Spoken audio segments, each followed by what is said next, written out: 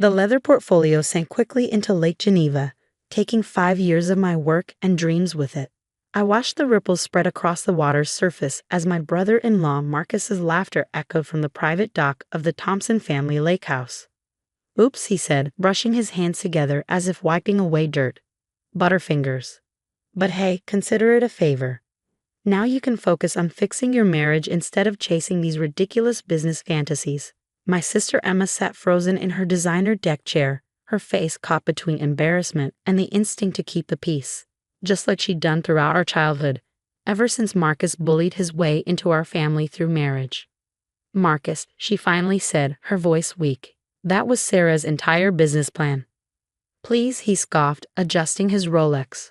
"Your little sister needs to understand that not everyone is cut out for the business world. Some people should stick to what they know."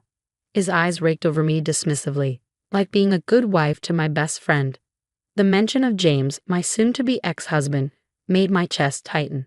Of course Marcus would bring him up now. They'd been fraternity brothers before becoming business partners at Thompson and Reed investment firm, the same firm that had mysteriously lost $50 million in client money last month. "You're right about one thing, Marcus," I said, keeping my voice steady as I reached for my laptop bag. "Not everyone is cut out for the business world, especially those who can't keep track of their clients' millions." The smirk froze on his face. "What are you talking about?" Around us, the other family members lounging on the deck shifted uncomfortably. Sunday gatherings at the lake house were supposed to be peaceful, not battlegrounds. But Marcus had crossed a line, just like he'd been doing for the past 15 years. "Sarah," my mother warned from her perch near the wet bar, "this is supposed to be a nice family gathering." "Oh, it's about to get very nice," I replied, opening my laptop. "In fact, I think it's time for some family transparency. Something Marcus knows all about, right? Transparency in business dealings." The color drained from his tanned face. "This isn't the time or place." "Actually, it's the perfect time." I turned my screen toward the gathered family. "See, while you were busy throwing my portfolio in the lake and trying to sabotage my dream of starting my own investment firm, you forgot something important." "And what's that?" His voice had lost its usual arrogant edge. "That before James asked for a divorce, I was handling the digital security for Thompson and Reed, including all the backup servers, all the transaction records, all the private accounts." Emma stood up suddenly. "Sarah, what are you saying?" "I'm saying I clicked open a folder labeled TR_offshore_transactions. That while Marcus was convincing you I was too stupid to understand business, I was discovering exactly why their firm lost $50 million. Want to see where it really went, big brother?" Marcus lunged for the laptop, but 15 years of martial arts training, another thing he used to mock me for, paid off. I easily sidestepped him and watched as he stumbled toward the lake's edge. "Careful," I said sweetly. "We wouldn't want you taking an accidental swim like my portfolio, would we?" "Whatever you think you know," he said, straightening his polo shirt and trying to regain composure, "you're wrong. And making accusations like this could be considered slander. Slander requires the accusations to be false." I pulled up the first document, like telling everyone at James's firm that I was emotionally unstable and trying to sabotage the company. That was slander. This is evidence." Our father, who'd been quietly watching from his favorite deck chair, finally spoke. "Evidence of what exactly?" I turned the screen so everyone could see. "Evidence of how Marcus has been systematically embezzling from client accounts for the past 3 years, moving money through a series of offshore accounts, skimming percentages, manipulating records." "She's lying," Marcus cut in quickly. "This is fake, probably something she cooked up to get revenge for her failed marriage." "The marriage you helped destroy?" I interrupted. "By convincing James I was crazy for questioning certain transactions I discovered while updating the firm's security systems." Emma's hands were shaking as she reached for her wine glass. "Marcus, tell me this isn't true." But his silence spoke volumes. Around us, the peaceful Sunday afternoon had turned to quiet. Even the birds seemed to sense the tension crackling in the air. "Want to know the best part?" I continued, pulling up another file. "James didn't know. Your best friend, your business partner, had no idea you were stealing from your clients, including," I paused for effect, "from my sister's trust fund." "What?" Emma's voice cracked. Check your accounts, M. That market downturn Marcus blamed for your losing 30% last quarter. It had nothing to do with the market and everything to do with your husband's private accounts in the Cayman Islands. The wine glass slipped from Emma's fingers, shattering on the deck. Red wine spread across the wooden planks like blood. You promised, she whispered, staring at Marcus. You promised you'd protect my inheritance. Baby, she's lying. Marcus reached for her, but Emma stepped back. You know how she's been since James left her. She's trying to destroy our family. The only thing being destroyed, I cut in, is your carefully constructed fraud. The SEC would be very interested in these records. So would the FBI's Financial Crimes Division. In fact, I checked my watch. They might be interested right now. Marcus's face turned from red to white in record time. What did you do? Me? Nothing yet. But remember Carl from it? The one you fired last month for incompetence after he started asking questions about certain transactions. He wasn't quite as discreet with his evidence. As if on cue, a boat appeared around the lake's bend, heading toward our dock. Even from this distance, the FBI insignia was clearly visible. You? Marcus snarled, taking a step toward me. Marcus, my father's voice cracked like a whip. Don't you dare. I think carefully about your next move, I said calmly. Assaulting a witness would just add to your charges. The boat was getting closer. Marcus looked wildly around, like a trapped animal.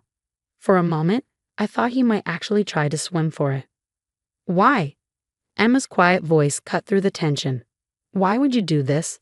To us? To me? But before Marcus could answer, the FBI boat docked, and 3 agents in windbreakers stepped onto our deck. Mr. Thompson, one of them called out.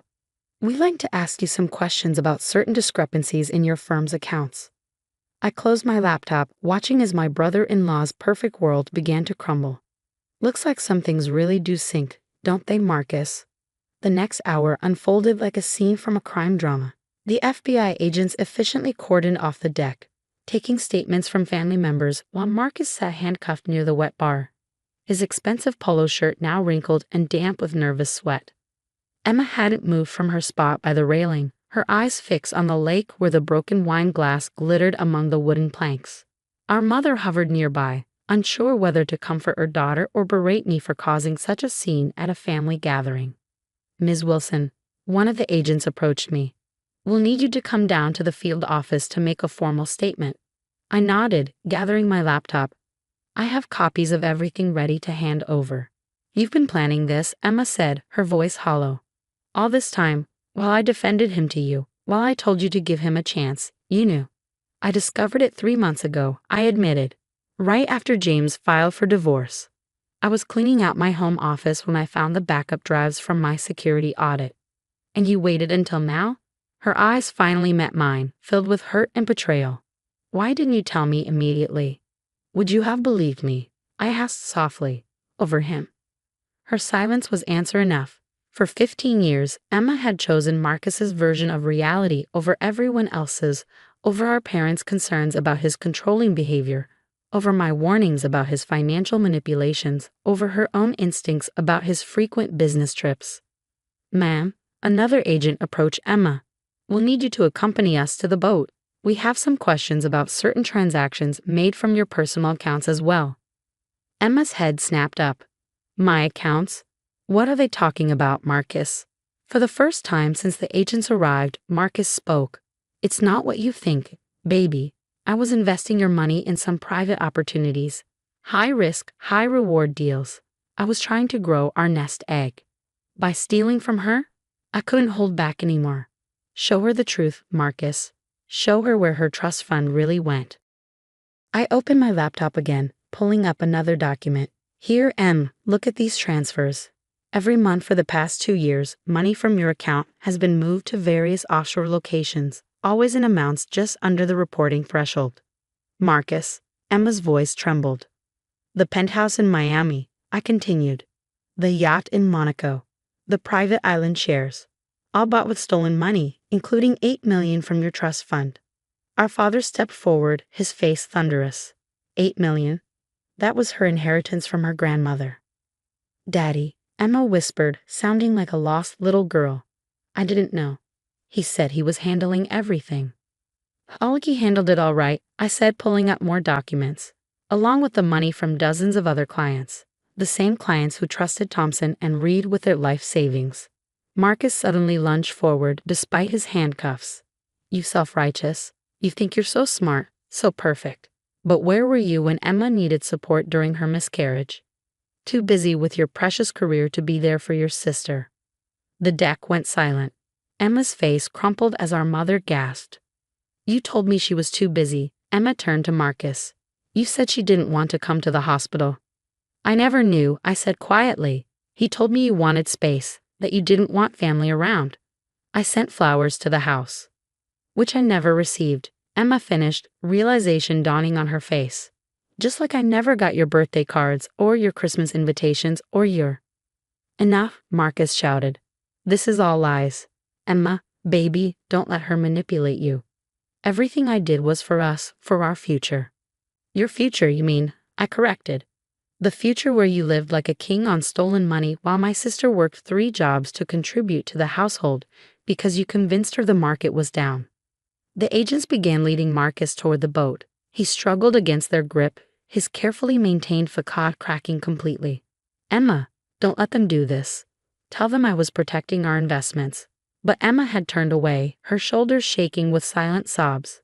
Our mother finally moved to embrace her, while our father watched Marcus being led away, disgust etched into his face.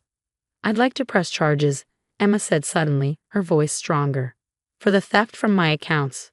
Marcus's face contorted with rage. You ungrateful. Get him out of here, the lead agent ordered, cutting off what would undoubtedly have been another tirade. As the boat pulled away from the dock, I watched my sister stare after her husband of 15 years. The man who had systematically stolen not just her money, but her relationship with her family. The portfolio, she said suddenly, turning to the lake. We need to get it back. It's okay. No, she insisted. It's not okay. None of this is okay. But maybe we can start fixing things. Starting with your business plan. She kicked off her designer sandals and moved toward the lake's edge. Emma dawned. But she was already diving in, her expensive sundress billowing around her like a jellyfish as she swam toward the spot where Marcus had thrown my portfolio. I watched my sister surface and dive repeatedly, searching the lake bottom, and felt something shift in my chest. Maybe some things lost could be recovered after all.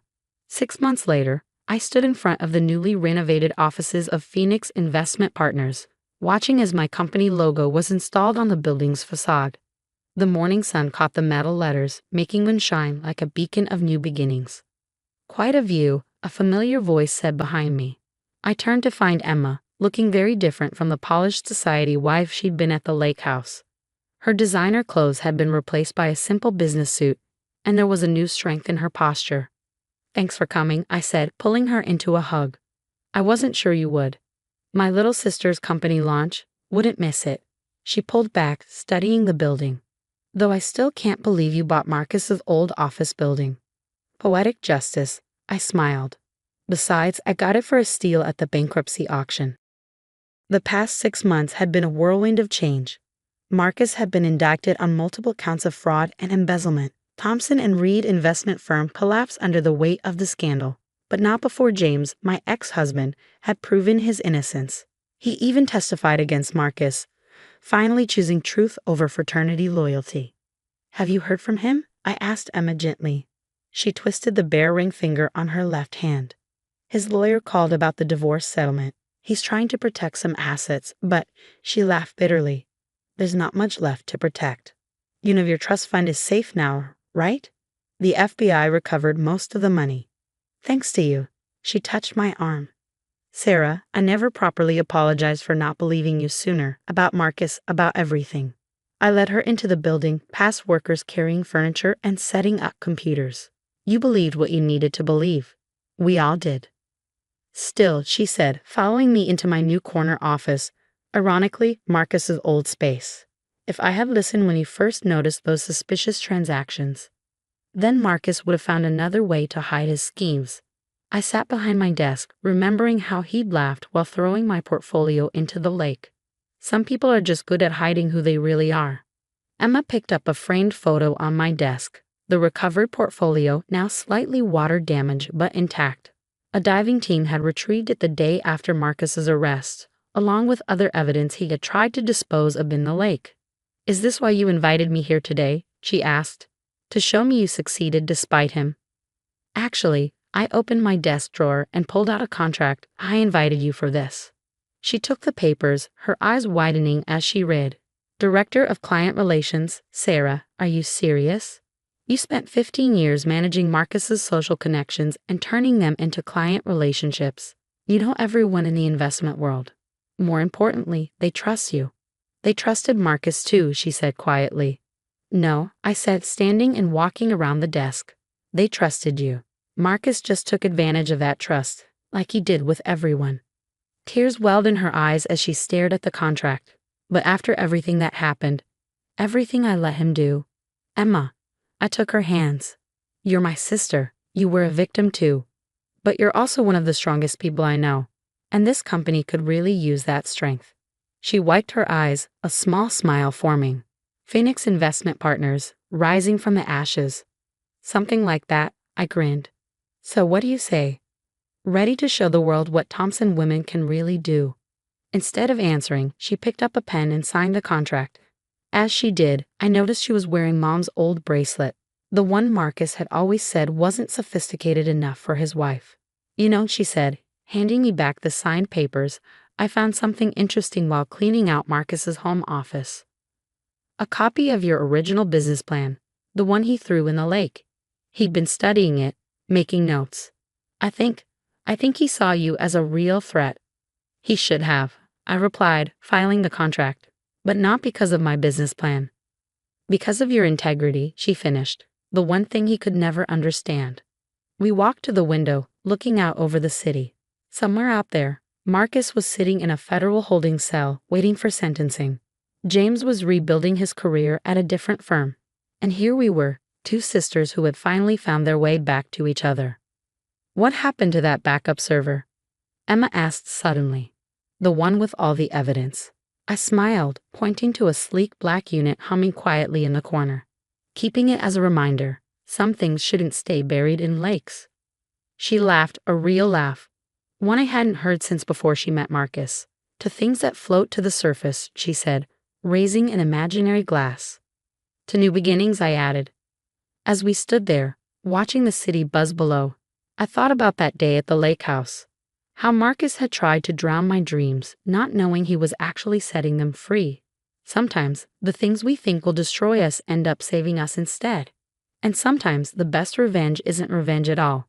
It's success, integrity, and family finding its way home.